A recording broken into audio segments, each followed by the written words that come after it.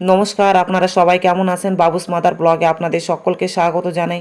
আগামীকাল বৃহস্পতিবার, আগের দিনই ঠাকুরের বাসনপত্র মেজে ঘুষে ধুয়ে সব পরিষ্কার করে রেখে দেব। বৃহস্পতিবারে পুজো দিতেই তো ঘণ্টাখানেকের মতো টাইম লাগে, আর অন্য অন্য কাজের প্রেশার তো থাকেই। সাথে সাথে ফুলও তুলে নেব। এইটুকু জবা গাছে দেখুন কত জবা ফুল ফুটে আছে, একটা ফুল আর নেব না থাক। আর অন্য অন্য গাছে দেখুন প্রচুর ফুল ফুটে আছে, সেগুলোও কয়েকটা করে তুলে নেব। চেষ্টা করি সকাল সকালে তুলে নিতে, বেলা হলে পরে ফুল লিতিয়ে যায়। তো ফুলও এদিকে আমার তোলা হয়ে এসছে, এক ঝুড়ি ফুল তুলেছি, কানে একটি ফুল গুজে নিয়েছি। এবার নিচে যাব। ব্রেকফাস্টটা আগে করে নিয়েছিলাম, কয়েকটা ফলও খেয়ে নেব। দুটো আপেল কেটেছি, মৌসম্বি আর বেদনা। ফল খাওয়া হয়ে গেছে আমার।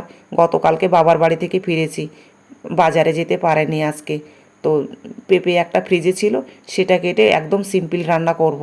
এক পদই রান্না করব। গোটা জিরে দিয়েছি, আর আলু আর পেঁয়াজ লঙ্কা সব ভেজে নেব। ভাজা হয়ে গেলে পেঁপেও দিয়ে দেবো ওর মধ্যে। তো পেঁপে দেওয়ার পরে একটু লবণ দেব, লবণ দেওয়ার সাথে সাথে হলুদও দিয়ে দেবো। দিয়ে নেড়ে চেড়ে দুটো টমেটো দিয়ে ঢেকে দেব, যাতে একটু নরম হয়, আর আঁচটাও একটু কমিয়ে দেব। আর টমেটো পেঁপে এগুলো সব নরম হয়ে গেছে, একটু ভেঙে ভেঙে নেব, নিয়ে একটু গ্রেভিটা যাতে ঘন হয়। যেহেতু ডাল করব না, ভাত দিয়ে যাতে মেখে খাওয়া যায় সেই রকমই হচ্ছে একটু করে গ্রেভিটা রাখবো। তো কালারটা দেখুন কত সুন্দর এসছে। কাঁচা লঙ্কা দিয়ে রান্না করেছি, দেখতে ভীষণ সুন্দর হয়েছে, খেতেও বেশ ভালো হবে দেখে মনে হচ্ছে। তো এদিকে তরকারি আমার কমপ্লিট হয়ে গেছে, কড়াইটা ধুয়ে বসিয়েছি। আর দুটো মতো পাঁপড়ও ভেজে দেব, কারণ নিরামিষ সবজি তো, যেহেতু হচ্ছে আমি পরে খাবো, তো আমার খাওয়ার পাঁপড়টা আমি পরেই ভেজে নেব। ওরটা ওকে ভেজে দিয়ে ওকে ভাত দিয়ে দেব, ওর স্কুলে চলে যাবে ও। তো এই তো আমার বাড়া কমপ্লিট হয়ে গেছে, এবার ওকে দিয়ে দেবো খেতে।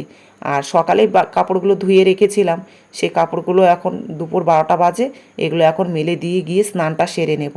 তো এদিকে মেলাও আমার এদিকে কমপ্লিট হয়ে গেছে, আর স্নান করে পুজোটাও আমার কমপ্লিট হয়ে গেছে।